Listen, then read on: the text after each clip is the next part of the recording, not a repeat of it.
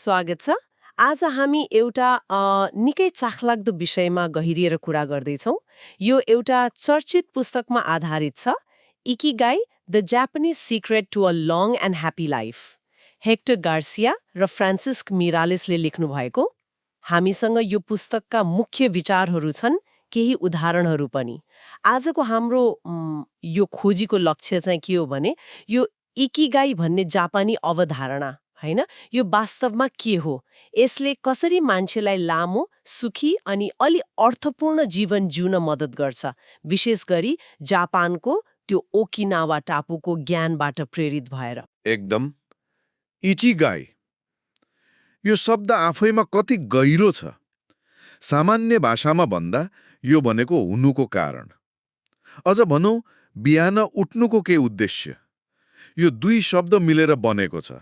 इकी मतलब जीवन र गाई जसको अर्थ हो मूल्य वा महत्व, त्यो चीज जसले जीवनलाई सार्थक बनाउँछ।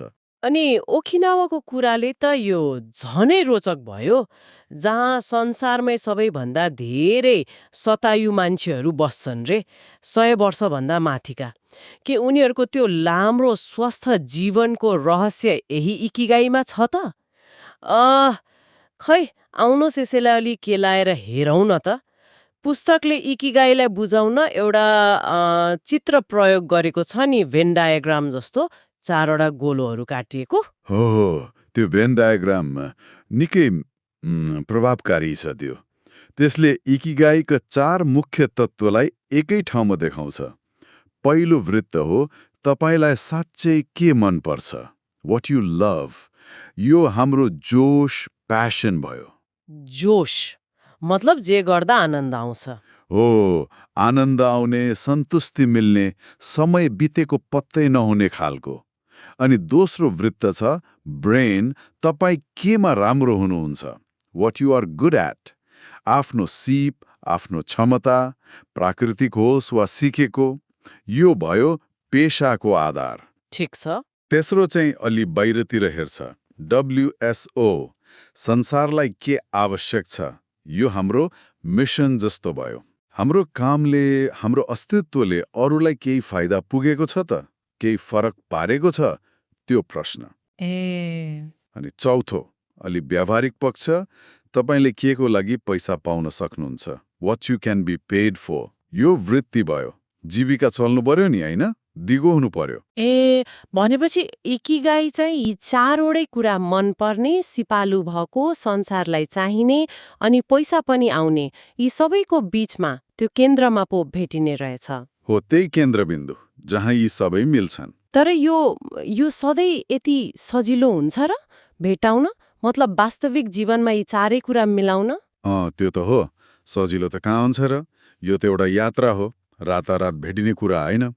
कहिलेका हामी 2 वा 3 वृत्ति मिलेको ठाउँमा हुन्छौँ, जस्तो मनपर्ने र सिपालु भएको काम छ तर पैसा छैन, वा पैसा छ, सिप छ तर जोस छैन, संसारलाई के दिए भन्ने लाग्दैन। त्यही त। इकिगाई खोज्नु भनेको चाहिँ सकेसम्म यी सबैलाई मिलाएर लैजाने एउटा प्रयास हो, निरन्तरको। बुझेँ। अब अघि हामीले ओकिनावाको कुरा गर्यौं नि, ओगिमी गाउँ, शतायुहरूको भूमि रे। हो, ओगिमी। पुस्तकले भन्छ त्यहाँ 100 वर्ष नागेका मान्छेहरूको बाक्लो बसोबास छ अनि उनीहरूमध्ये धेरैको एउटा स्पष्ट इकिगाई छ रे। कोही बगैँचामा काम गर्ने, कोही माछा मार्ने, कोही बुन्ने, बुढेसकालमा पनि सक्रिय। अचम्म लाग्दो हो नि। र त्यो केवल व्यस्तता मात्र होइन, त्यो उद्देश्यपूर्ण व्यस्तता हो। उनीहरूको त्यो उद्देश्यले, मतलब इकिगाईले, उनीहरूको दिमागलाई तेज राख्छ, शरीरलाई सक्रिय, मनलाई खुसी, उमेर जतिसुकै होस्। अनि उनीहरूको भाषामा रिटायरमेन्ट भन्ने शब्दै छैन भन्छ नि पुस्तकले, त्यो त झन् गजबको कुरा हो। त्यही त, मतलब उनीहरूले अवकाश लिने भन्ने सोचै राख्दैनन्, किनकि उद्देश्य कहिले रिटायर हुँदैन नि। साँच्चै। तर के उनीहरू कहिले आराम गर्दैनन् त, कि काम प्रतिको धारणा नै फरक छ उनीहरूको? राम्रो प्रश्न होइन। आराम डेभलपमेन्ट भन्ने होइन, तर उनीहरूले जीवनभर गर्ने जुन काम वा गतिविधि छ नि, त्यो नै उनीहरूको इकिगाईसँग जोडिएको हुन्छ क्या। बोझ लाग्दैन, आनन्द आउँछ। त्यसैले त्यसलाई बन्द गरौँ वा अब रिटायर हौँ भन्ने सोच नै आउँदैन।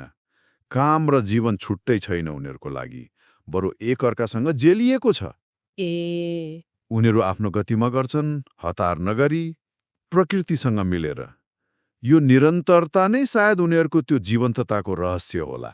यो उद्देश्य र निरन्तरताको कुरा आयो।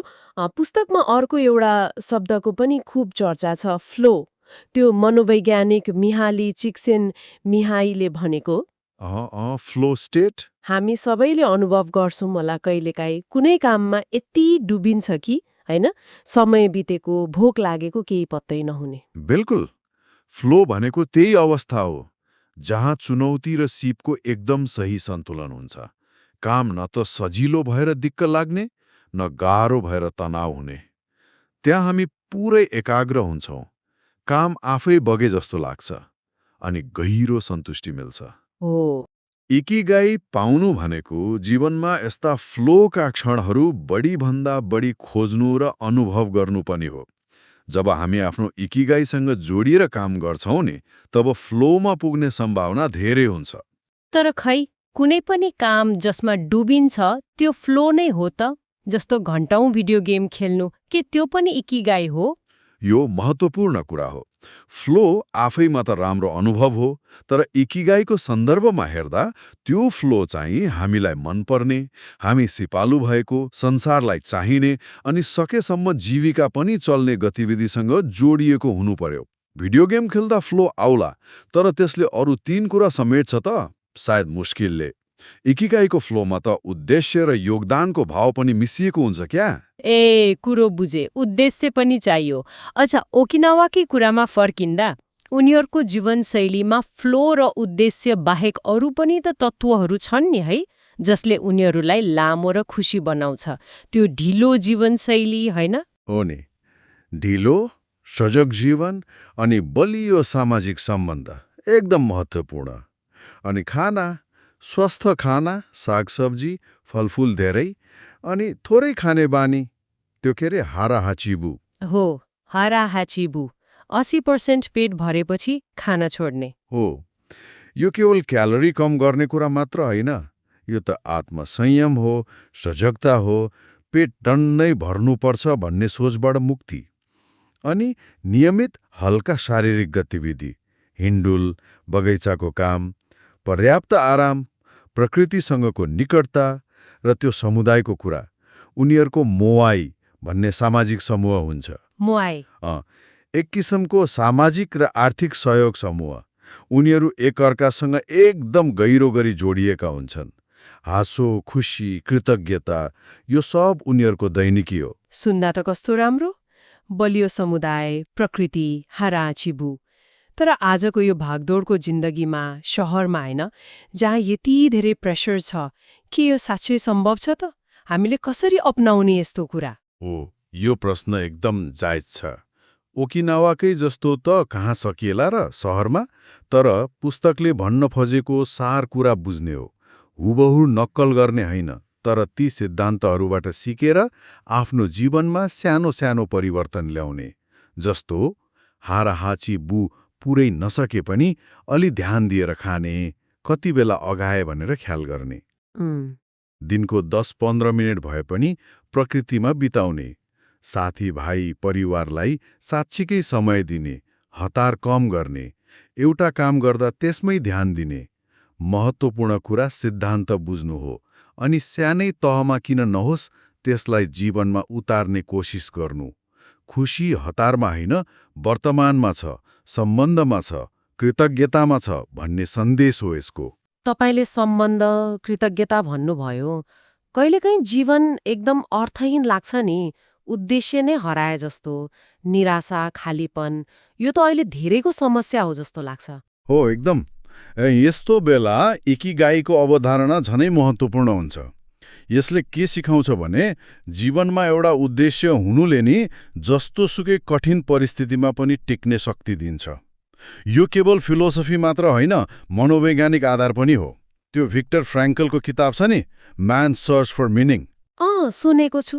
उहाँ नाजी यातना शिविरमा हुनुहुन्थ्यो। उहाँले भन्नुहुन्छ त्यो अकल्पनीय कष्टमा पनि जसले बाँच्नुको कुनै न कुनै अर्थ भेटाए उनीहरू मानसिक रूपमा बलियो भए, बाँच्ने सम्भावना पनि बढी भयो। जब बाहिरी सबै कुरा खोसिन्छ हैन, तब भित्री उद्देश्यले नै मान्छेलाई अगाडि बढाउने रहेछ।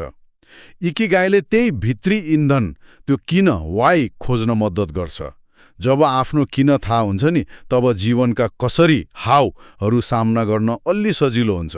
कस्तो शक्तिशाली विचार! उद्देश्यले खुसी मात्र होइन, सङ्कटमा आड पनि दिने रहेछ। अच्छा, पुस्तकले त ओकिनावाको यही ज्ञानलाई समेटेर 10 वटा नियम पनि दिएको छ रे नि, लामो र सुखी जीवनका लागि। हो, दिएको छ। ती 10 नियमहरू इकिगाई दर्शनलाई व्यवहारमा उतार्ने गाइड जस्तै हुन्। सधैँ सक्रिय रहनु, रिटायर नहुनु। 2. हतार नगर्नु, बिस्तारै गर्नु। पेट 80% मात्र भर्नु, हाराहाछी बु। असल साथीहरूले घेरिनु। समुदायको कुरा आयो फेरि। हो। 5. अर्को जन्मदिनका लागि तन्दुरुस्त रहने प्रयास गर्नु, मतलब स्वस्थ रहने। मुस्कुराउनु, सकारात्मक रहनु। प्रकृतिसँग पुनः जोडिनु। यो पनि महत्त्वपूर्ण। 8. धन्यवाद दिनु, कृतज्ञ हुनु। वर्तमान क्षणमा जिउनु।